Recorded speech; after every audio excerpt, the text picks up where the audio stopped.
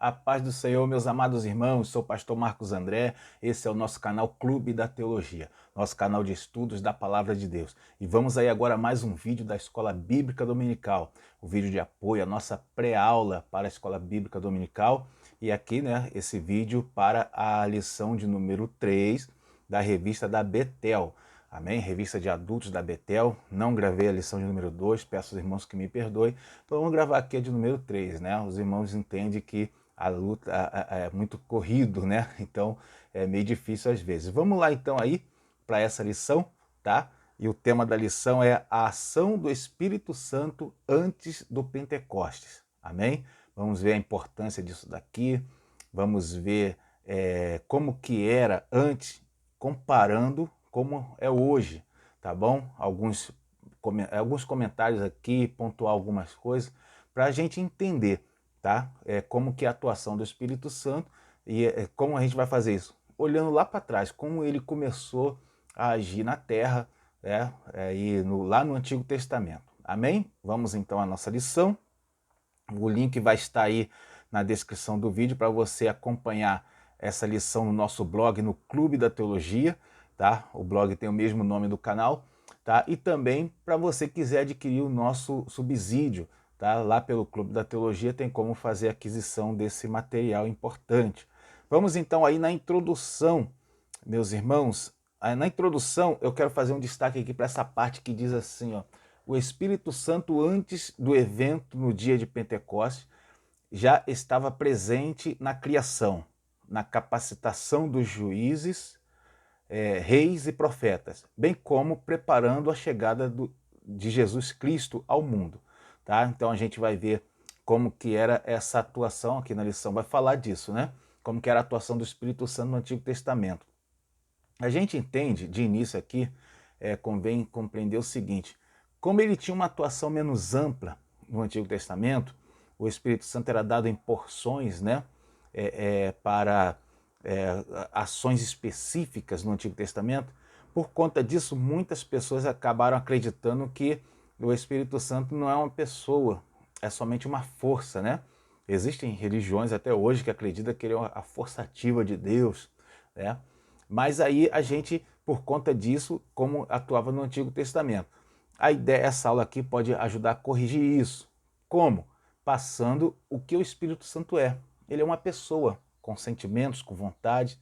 O Espírito Santo é alguém, assim como Deus, assim como o Senhor Jesus Cristo, também o Espírito Santo. É a terceira pessoa da Trindade. Amém? Continuando então, vamos aí, dentro dessa introdução ainda, tá? Eu quero fazer um destaque para essa parte que diz assim, ó: ungindo e dirigindo ao longo de todo o seu ministério, se referindo a Jesus, né? Terreno, mesmo na sua morte e ressurreição. É o mesmo Espírito que está conosco. Amém? Então ele mostra aqui que o Espírito Santo agora ele vai estar derramado sobre a terra, e assim como ele agiu em Jesus, ele age em nós.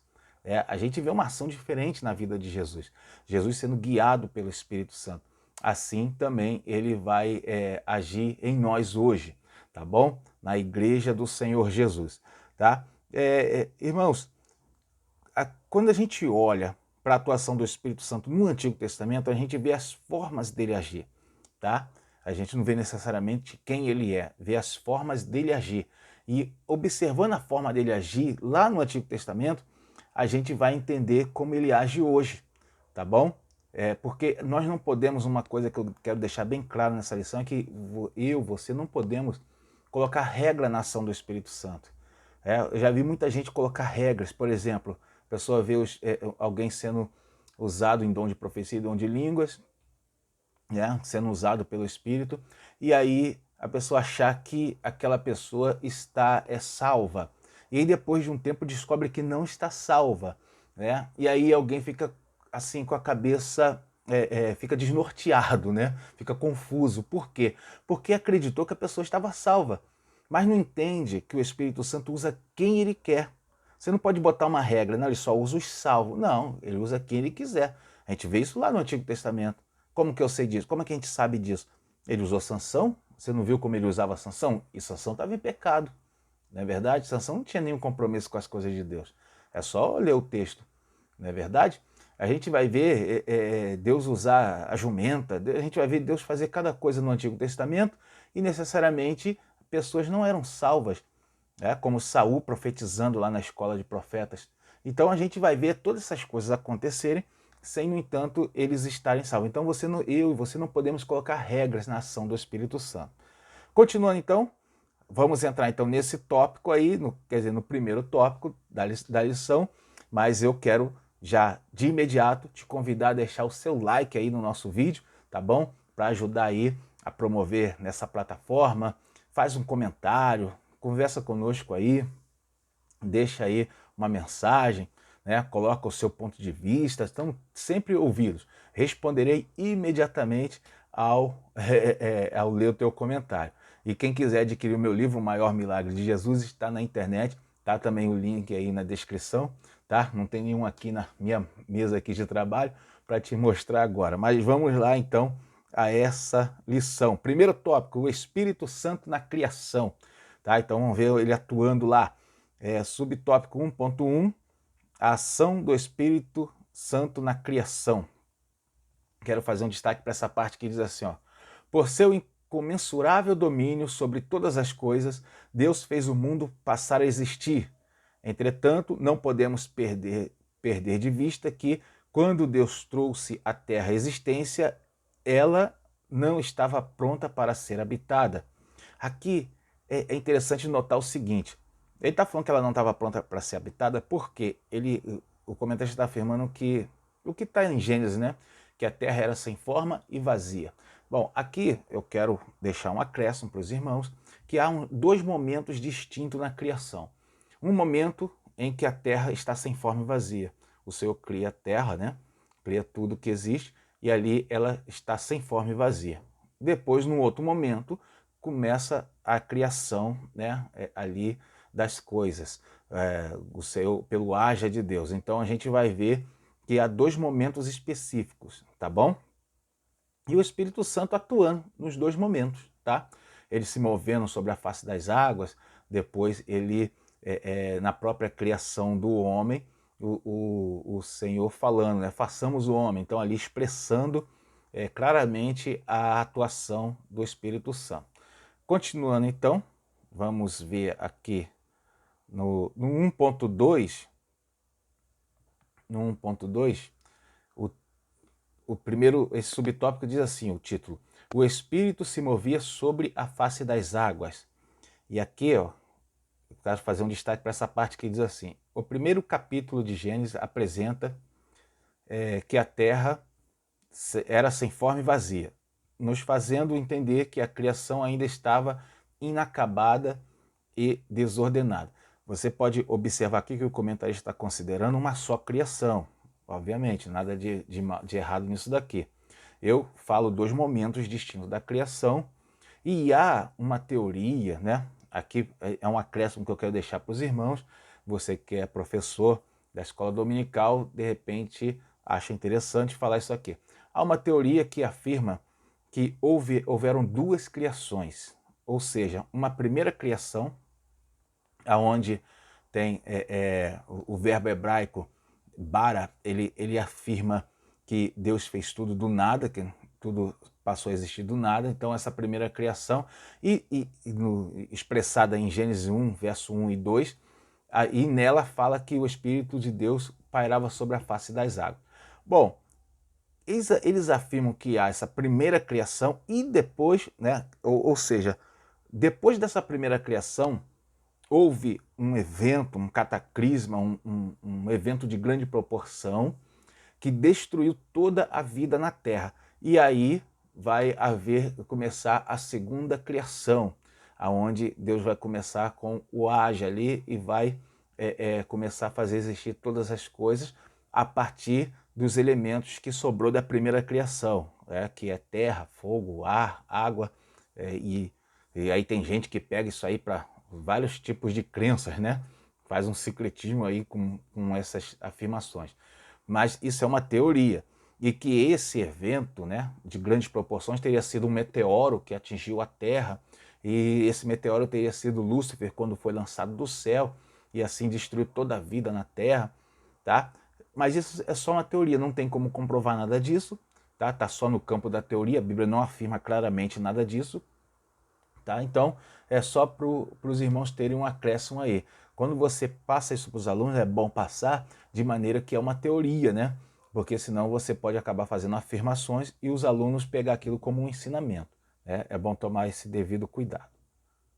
Continuando então, aqui ó, nesse mesmo subtópico, tem uma parte que fala assim, ó, desse modo, no primeiro momento da criação, quando a terra se encontrava ainda informe, o Espírito de Deus agiu de maneira sobrenatural, em conjunto com a palavra de Deus.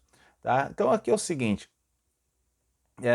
existe uma teoria antiga, e aqui eu vou passar para uma outra, não é uma teoria, essa aqui já é uma doutrina já bem antiga. Eu me lembro quando eu era criança, eu ouvia falar dessa doutrina, e que se afirma da atuação da Trindade na humanidade, né? Ou seja, no Antigo Testamento teria sido o ministério, né, do Pai. A gente vê Deus atuando de forma específica no Antigo Testamento, falando com Moisés ali na sarça que ele desceu, né, para ver o seu povo. Então a gente vê essa atuação. E depois, logo no início, no final do período interbíblico, a gente vê Jesus, né, o ministério do Filho, ali Jesus naqueles 33 anos, vindo à Terra fazer a obra. E depois, quando Jesus sobe ao céu, a gente vê o ministério do Espírito Santo, o Espírito Santo agindo, né, com o ser humano, e aí até os dias de hoje. O Espírito Santo ainda está atuando. Então a gente, é uma teoria, né? É uma doutrina, vale a pena passar isso para os alunos, para eles terem essa noção. É muito interessante isso daqui. Bom, continuando então, o subtópico 1.3 eu vou pular, lembrando os irmãos, dependendo de horário, dependendo de tempo, às vezes não dá para você ministrar todos os tópicos, né? Então vamos aí para o próximo tópico, que é o Espírito, quem capacita o homem. Eu falei o seguinte, né? Às vezes não dá para ministrar todos os subtópicos, mas você precisa pelo menos fazer a sua conclusão. Procure não deixar de fazer isso para dar para passar que a aula está completa, né? Bom, vamos lá. No primeiro subtópico 2.1, o título é A Ação do Espírito na Vida dos Artesãos. E aí você que já leu a Bíblia, né, conhece a história dos artesãos na confecção do tabernáculo. Vamos lá então. Separei essa parte que diz assim, ó: quando do rascunho do projeto divino na construção do tabernáculo, o Senhor, por mediação do seu Espírito, inspirou dois homens, Bazaleel e Aholiabe, para realizarem a confecção de todos os utensílios. Tá? A gente vê aqui, irmãos, que essa foi uma atuação específica, né, do Espírito ministrando na vida de dois artistas. A gente vê como é que o Espírito inspirou aqueles homens. E aqui a gente vê que o Espírito ele pode agir hoje dessa forma também. Eu quero lembrar os irmãos que existem algumas formas do Espírito Santo agir, tá bom? Ele pode muito bem estar habitando dentro de você, tá? Que essa é o ideal, é assim que nós temos que ter o Espírito Santo. Ele pode te usar, fazer você ser cheio do Espírito Santo, te usar em dons, em talentos, tá? Você no batismo, né? E ele também pode somente usar a pessoa sem a pessoa ser salva, tá? Como é possível? É possível, a gente tem registro na Bíblia, tá? Então, são três formas. Lembrando que o ideal é você ter o Espírito Santo habitando dentro de você. E aí, se você vai ser batizado no Espírito Santo ou não, aí é a tua busca, né, com Deus, é o teu particular com Deus, tá? Mas não devemos procurar somente ser usados pelo Espírito Santo sem ter o Espírito Santo. Isso aí não é bom para nós, né? Continuando, aqui nesse mesmo subtópico, tem uma parte que diz aqui assim, ó: Bezalel era da tribo de Judá, Aholiabe da tribo de Dan. Deus os encheu com o Espírito Santo para que tivessem a sabedoria necessária para trabalhar, tá? E aqui é interessante, a gente vê que não dá para colocar essas regras. Deus deu a eles sabedoria para trabalhar. Deus deu para Sansão força, né? A gente vê que o Espírito Santo deu para Josué a capacidade de liderança. Então a gente, e para Salomão, a sabedoria da observação, né, nas ciências humanas. Então a gente vai ver que o Espírito Santo tem forma de trabalhar diferente. Ele pode usar cada um do jeito que ele quer, né? Vendo isso no Antigo Testamento, a gente entende como ele trabalha hoje, né? Continuando então, vamos para o próximo subtópico, 2.2, e o título desse subtópico é A Ação do Espírito Santo na Vida dos Profetas, lá do Antigo Testamento agora, né? Aqui é muito interessante. Vamos lá. Quero fazer um destaque para essa parte que diz assim, ó. Convém destacar que um profeta agia como um porta-voz, pois transmitia a mensagem que recebia de Deus para o povo, tá bom? Aqui a gente vai ver que o profeta, ele sempre falava pelo Espírito de Deus, e ele podia falar de duas formas diferentes. A gente viu isso aonde? No Antigo Testamento, tá? E no Novo Testamento também via profetas fazer assim também. Ele podia falar de duas formas. A boca dele sendo usada por Deus, então ele falava na primeira pessoa, como a gente já viu, talvez você já tenha visto também, alguém se levantar na igreja e falar, eis meu filho, o Senhor teu Deus que fala contigo. Então Deus usando a boca do profeta mesmo. E também falar na terceira pessoa, onde o profeta recebeu de Deus, e aí ele fala para a igreja, fala para um irmão em particular, aquilo que Deus quer que seja dito, né? Ele chega para alguém e fala assim, olha, meu irmão, Deus me mostrou algo sobre a tua vida. Então, a gente vê duas formas distintas de Deus comunicar com o profeta, né? E isso aonde? Começa lá do Antigo Testamento, não é verdade? Deixa eu ver aqui, ó. Quero separar também essa outra parte que diz assim, ó. Não é difícil perceber que no Antigo Testamento Deus, através do seu Espírito, usou homens para falar com o seu povo, falando aqui dos profetas. E sobre isso aqui eu acho interessante pontuar o seguinte, veja bem, muitas pessoas não acreditam hoje que Deus usa alguém assim, ele falando diretamente na primeira pessoa, a pessoa falando, sendo a boca de Deus ali dentro da igreja. Muita gente não acredita, tá? E não só os tradicionais. Os tradicionais não acreditam nem nos dons, né, na atualidade dos dons. Mas tem pentecostais, inclusive, que não acreditam que Deus fale dessa forma, tá? Porém, quando a gente pega no Antigo Testamento, a gente vai ver que há exemplos disso, tá bom? E então a gente vai ver que hoje em dia é perfeitamente possível. Como eu falei antes, não dá para colocar regras no agir de Deus. Um texto do Antigo Testamento é o de 2 Crônicas, capítulo 20, o 14 ao 15, onde você tem a história de Josafá, que ele apregou o jejum em todo Israel. E ali, para responder a Josafá, a oração que ele faz, Deus levanta um levita, provavelmente não era nem profeta, mas Deus levanta o levita, chamado Jaziel, no meio da congregação, e Deus vai falar pela boca desse levita. Olha como é que ele fala, ó. Então veio o Espírito, isso aqui é 2 Crônicas 20, 14 e 15. Então veio o Espírito do Senhor no meio da congregação sobre Jaziel, e ali fala de quem ele era filho, e disse, olha, dai ouvidos todo Judá e vós, moradores de Jerusalém, e tu, ó rei Josafá. Olha como é que ele fala na primeira pessoa, dando as instruções para Josafá do que tinha que fazer, tá bom? Então isso acontece lá no Antigo Testamento, tá? Não pode se colocar regras na atuação do Espírito Santo.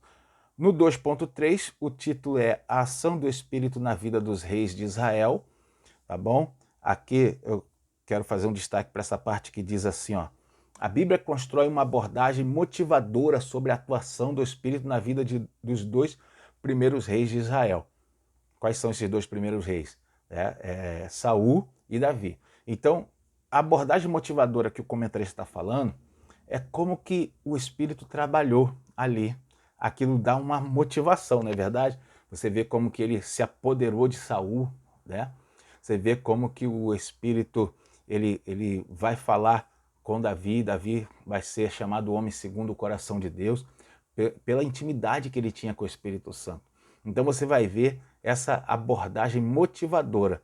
Aonde a gente percebe isso também, isso eu coloquei no meu comentário do subsídio, a gente percebe também quando lê Atos dos Apóstolos, aonde vê o Espírito Santo atuando na igreja primitiva.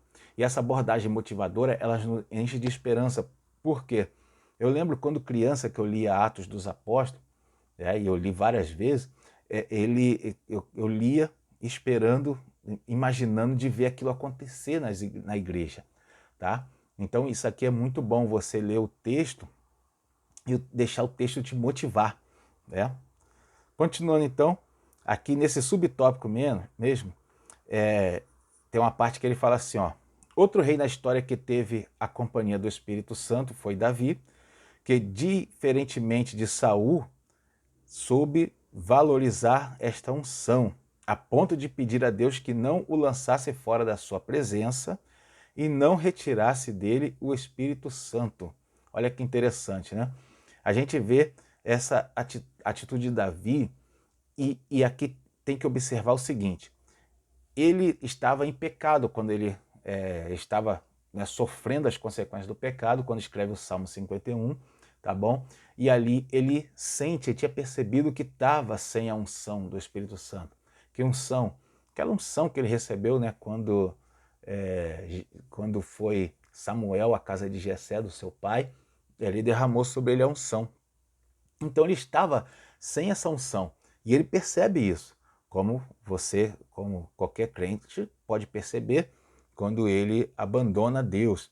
E aí ele foi, e quando ele percebe que está sem essa unção, ele busca essa unção do Senhor. Ele clama a Deus com o coração contrito, e aí ele pede, né? Aí pelo Salmo você pode ler que ele fala assim que peço que não retire de mim o teu espírito. Aí no verso 11. Muito interessante isso daqui. Todo mundo, olha só, irmãos, sobre isso aqui, a minha observação é a seguinte: todos nós, nenhum de nós está livre de pecar.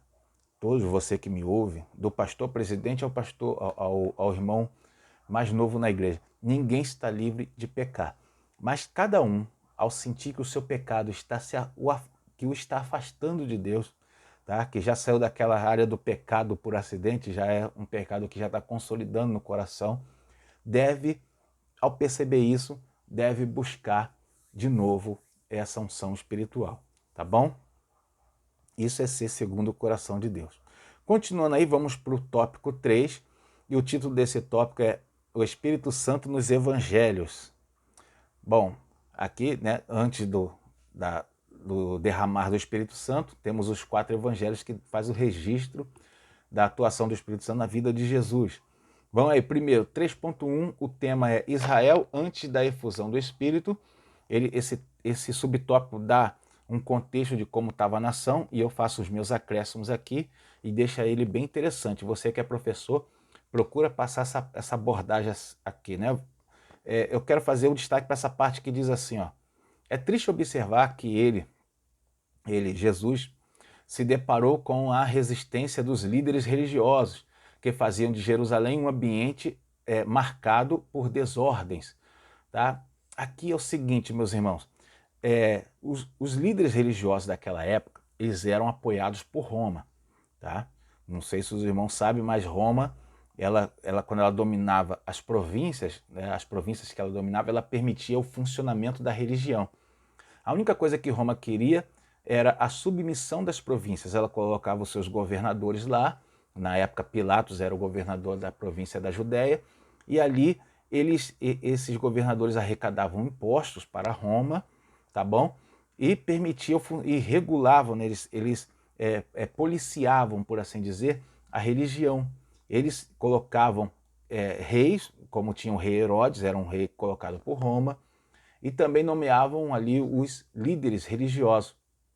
Por exemplo, Anás, né, que para quem Jesus foi levado para a casa dele ao ser preso, ele era um líder religioso colocado por Roma, tá bom? Então, esses líderes religiosos, Caifás, aqueles fariseus dali da sua época, eles e a composição do sinédrio quase total eram permitidos, eram nomeados por Roma, tá? E isso daí faz com que eles, né, tinham um jogo político de interesse. Por outro lado, esses líderes, eles queriam também agradar o povo, porque o povo era contrário à dominação romana. O povo não queria ficar pagando impostos para Roma. E aí eles faziam um jogo de política ali, se fazendo oposição a Roma, mas ao mesmo tempo sendo permitidos usufruir ali da permissão de Roma para exercer a religiosidade. Queria ficar bem com todo mundo, né? Então a gente vai ver, Jesus chega nesse contexto. E Jesus aponta ali a hipocrisia deles na questão religiosa. E por conta disso, a gente vê que eles tentam silenciar Jesus. Aí você já conhece a história, né? Havia alguns líderes naquela época que alguns religiosos que eram bons, né? Não eram fazia parte daquele grupo ali, mas também esses não conheciam a obra de Jesus, né? Como José de Arimateia, Nicodemos, Gamaliel, alguns ali que a Bíblia não cita o nome. Vamos para o 3.2. O Espírito Santo estava sobre Cristo, tá? A gente vê a atuação do Espírito Santo na vida de Jesus. Aqui eu quero fazer um destaque para essa parte. O profeta Isaías havia profetizado que o Messias seria revestido do Espírito do Senhor. Tá? Isso aqui, Isaías profetiza aqui em Isaías 11, né, capítulo 11, versos 1 e 2. Aqui, irmãos, ele fala sobre o tronco de Jessé, né? Rebento do tronco de Jessé. Essa profecia está registrada em Isaías, capítulo 11, e aqui, que isso, literalmente, né, se refere a um tronco, né, isso é de forma literal, um tronco e os ramos ali que vão surgindo daquele tronco. Claro que, quando fala rebento do tronco de Jessé, metaforicamente está apontando para Jesus, que era ali da raiz de Jessé, e de Jesus saíram os santos, que são os rebentos, são os ramos, né? A igreja, os santos do Senhor. Então, sobre esses santos, o Senhor ia fazer um mover diferente, tá? Essa aí é a profecia que ficou, né, na vida de Jesus e na vida da igreja. Aqui é o seguinte, aí nós temos a profecia Isaías 1 e 2, Isaías 11, 1 e 2, ele fala assim, ó, porque brotará do rebento do tronco de Jessé e das suas raízes um renovo frutificará, e repousará sobre ele o Espírito do Senhor. Amém? Que renovo é esse? Os santos, a igreja de Jesus. E sobre ele, sobre esse renovo, quer dizer, sobre a igreja de Jesus, repousará sobre ele o Espírito do Senhor. Você vê que a profecia da vinda do Espírito Santo está sendo dada por Isaías. E mais à frente, olha que interessante, lá em Isaías 44, verso 3, olha o que ele escreve, ó. Porque derramarei água sobre o sedento e rios sobre a terra seca. Derramarei o meu espírito sobre a tua posteridade. Amém? Então você vai ver que aqui já há uma profecia, né, através de Isaías, do derramar do Espírito Santo sobre a igreja. Amém? Vamos para o próximo, para o subtópico 3.3, e aqui já para encerrar. O mesmo Espírito que estava sobre Jesus está na sua igreja. Olha que interessante isso daqui. Aqui fala das 120 pessoas, dos 120 irmãos que ficaram ali, e eu quero deixar um acréscimo para você, porque esses 120 irmãos que permaneceram juntos, focados, unidos em oração, eles receberam a promessa do batismo do Pai, né? O batismo com o Espírito Santo. E aqui é o seguinte, vale a pena ensinar isso para os alunos. Quem quiser receber esse batismo com o Espírito Santo tem que ter essas qualidades desses irmãos. Que qualidades são essas? Separei algumas aqui, né? Esse aqui é um acréscimo importantíssimo, e se você souber passar isso para os seus alunos, vai ter aluno, né? Você que é professor, claro, porque tem alunos que gostam de assistir esse vídeo também, mas você que é professor, souber passar isso aqui, vai ter aluno saindo da tua aula com vontade de buscar o Espírito Santo. Ó, tem que ter algumas qualidades daqueles irmãos, tá? Qualidades, quais são? Algumas delas, né? Perseverança em oração, tá? União no propósito, eles estavam juntos no mesmo propósito, fidelidade, foco na promessa, e acho que aqui é a principal, separação das coisas da sociedade. Eu nunca vi nenhum pregador falar sobre isso, mas eu vou falar para você. Jerusalém estava em festa. Aí tem um motivo a mais para a gente entender por que daqueles quase 500 irmãos que viram Jesus subir ao céu, somente 120 ficaram firmes. Por quê? Estava na época da festa, né? E quase aquele período de festa atraiu muita gente, tá? E muitos deles foram embora, foram para suas aldeias, foram para os seus locais, deixaram a comunhão daqueles 120 da igreja ali, dos irmãos, tá? Mas aqueles 120 ficaram, perseveraram. Eles se separaram da sociedade da sua época. Eles passaram a buscar, eles se santificaram. Olha que coisa tremenda, né? Amém? Então isso aqui são coisas para a gente colocar em prática na nossa vida. Quem quer receber o Espírito Santo, os dons espirituais, tem que buscar dessa forma. Amém, meus amados irmãos? Eu peço que você faça essa conclusão, faça perguntas, né, para a classe, elabore um questionário, tá? Leia a conclusão com eles, faça a oração e uma ferramenta que eu uso aqui na minha igreja, e tenho certeza que você também pode usar aí, vai ficar muito legal. Pega a lição do próximo domingo e expõe para eles o tema. Fala qual vai ser o próximo tema, fala algo interessante daquela lição. Durante a semana, fala de novo, tá bom? Na igreja, que você vai ver que vai aumentar o quórum, né? Vai aumentar a quantidade de alunos na tua aula. Amém, meus amados? Que Deus abençoe a sua vida. Obrigado por estar até agora aí conosco. Não se esqueça de deixar o seu like, tá bom? E até o próximo vídeo. Uma boa aula para você.